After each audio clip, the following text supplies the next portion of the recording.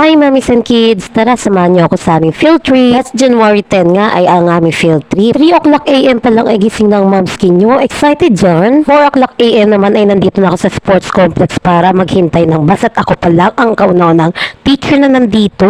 O diba, hindi halatang excited. Ngayon lang kasi ulit ako makakasama ng field trip. Paano ba naman kasi lagi akong buntis? Charot! At ang first stop nga namin ay dito sa Dream Lab Ayala Malls, Circuit Makati.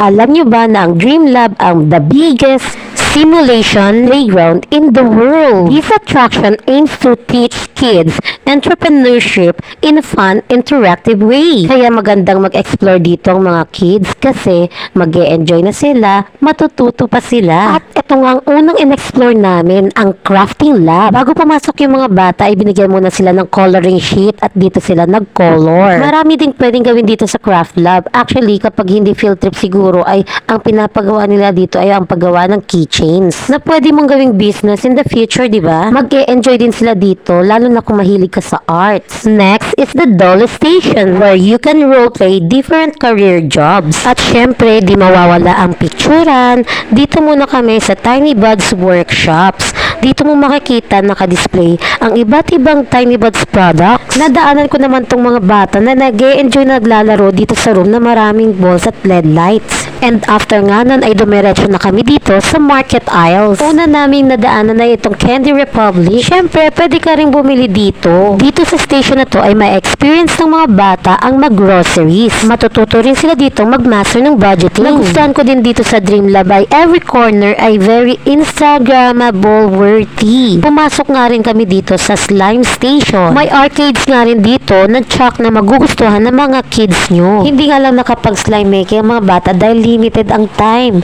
Pero super ganda dito dahil meron din sila ditong room na parang nasa space ka.